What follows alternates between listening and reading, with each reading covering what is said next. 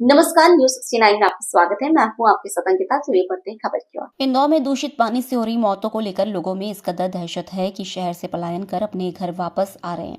सिवनी जिले के रहने वाले 18 वर्षीय युवक की तबीयत बिगड़ने के बाद परिवार वालों उसे लेकर जबलपुर आ गए, जहां इलाज के लिए उसे निजी अस्पताल में भर्ती करवाया है।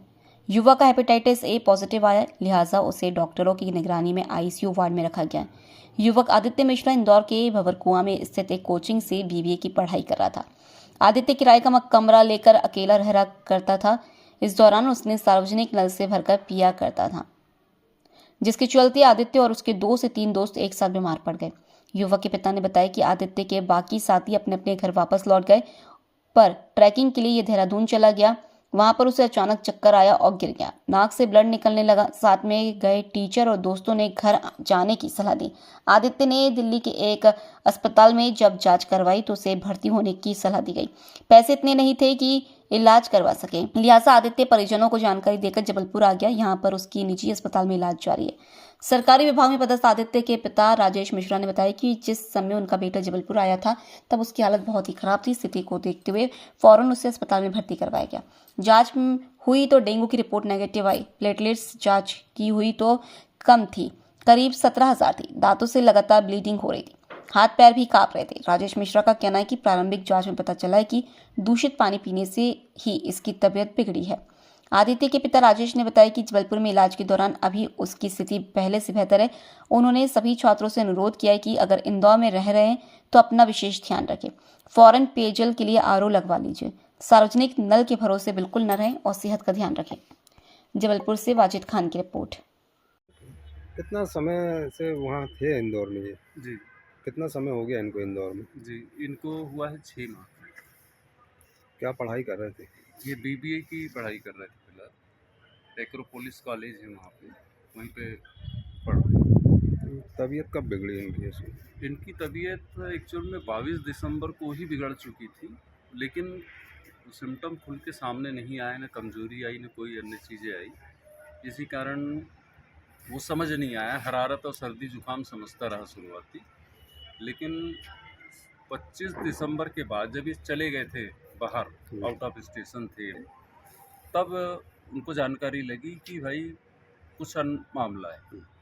लेकिन गंभीरता तब सामने आई जब इसके नाक से ब्लीडिंग और दांतों से या मसूड़े से ब्लीडिंग होने लगी, तब उसे समझ आया है। तो उनकी क्या स्थिति है कुछ? वो लोग तत्काल लौट गए थे, लेकिन चूंकि ये देहरादून में रुका रह गया 3 दिन, तो 3 दिन में इसकी स्थिति और बिगड़ गई। उसके बाद ये गंगाराम हॉस्पिटल दिल्ली गया, तो वहाँ पे थोड़ी-सी स्थिति इसकी देखते हुए उन्होंने एडमिट, किन जो भी परिस्थिति, आर्थिक परिस्थितियों के कारण उसने एडमिशन नहीं लिया वहाँ पे और सीधे जबलपुर भाग आया। जी भैया, ये कौन है आपके और कहाँ से आए हैं और क्या हुआ है इनको? ये मेरे पुत्र हैं आदित्य मिश्रा। बीबीए करने ये इंदौर गए थे और इंदौर में भंवरकुआं इलाके में ही रहते हैं।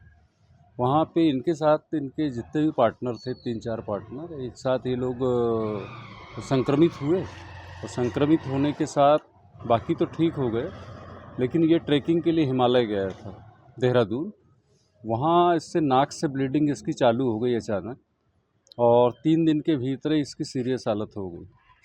तो गंगाराम हॉस्पिटल दिल्ली में से दिखाया। वहाँ उन्होंने भर्ती करने की सलाह दी, चूँकि इनके पास पैसे ख़त्म हो गए थे। फिर जैसे तैसे करके ये लोग जबलपुर पहुँचे। जबलपुर में जब ये आया तो जैसे हमने इसको छोड़ के गए थे, लगभग उसका आधा शरीर ही इसका आया। बहुत बुरी स्थिति थी। उसके बाद आनंद फानन में हमने मेट्रो सिटी हॉस्पिटल में उसको एडमिट कराया। आईसीयू में डॉक्टर राजपूत सर ने भर्ती किया। काफ़ी अच्छा रिस्पांस रहा उनका और हालत उनने काफ़ी हद तक स्टेबल कर दी। बाद में पता चला कि उसको हेपेटाइटिस ए भी है, लीवर में सूजन भी है और गॉल ब्लैडर में क्या वजह है इसकी जो हुआ है? और डॉक्टरों का ये कहना है कि इंदौर में जो पानी उन्होंने पिया है रह के, वो दूषित पानी की वजह से है। और वो जो हेपेटाइटिस ए जो हो रहा है, वो जनरली 70% केस वहाँ हेपेटाइटिस के निकल रहे हैं। तो स्थिति काफ़ी थी, प्लेटलेट्स इसकी काफ़ी डाउन थी, उस दिन 17,000 पे थी करीब। इन डॉक्टरों ने प्रयास करके उसको स्टेबल कर दिया है और 60-61 हज़ार पे करीब पहुँचा दिया है, लेकिन अभी भी स्थिति आईसीयू से निकालने लायक नहीं है फिलहाल। जो दूसरे बच्चे पढ़ते हैं, क्या कहना चाहेंगे आप? मैं तो सलाह यही दूंगा कि बच्चे भविष्य हैं अपने राष्ट्र का, तो सरकार कुछ न दे सके कम से कम शुद्ध स्वच्छ जल ही उनको प्रदान कर दे, ये बहुत बड़ी मेहरबानी होगी।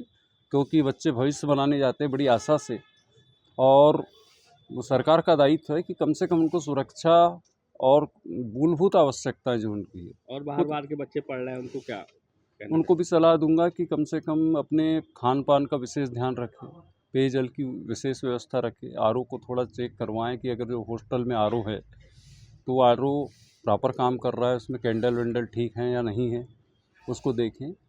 अन्यथा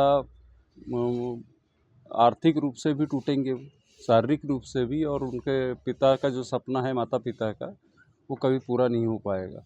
क्या घर बुला लेना चाहिए ऐसे समय में माता पिता? बिल्कुल, कुछ आगे करने से बेटर है पुत्र अपना अपने पास तो रहेगा, तो ज़्यादा बेटर रहेगा। ये बताइए, आपके बेटे जो हैं जी, वहाँ पे किस जगह पर रह रहे थे? भंवर कुआं में। फ्लैट में रह रहे थे या हॉस्टल? नहीं, हॉस्टल नहीं था, खुद का उन्होंने रूम लिया था। जब तक हॉस्टल में थे तब तक तो ठीक रहा, लेकिन भंवर कुआं में आने के बाद इन्होंने वो जो प्राइवेट नल रहता सरकारी नल, जी। उसका पानी यूज़ किया था। तबीयत वहीं बिगड़ गई? जी, वहीं बिगड़ गई थी उसके, इंदौर में। आपका शुभ नाम? मैं राजेश मिश्रा लिखता हूँ। फिलहाल इस खबर में इतना ही। आप बने रहिए News 69 के साथ। नमस्कार।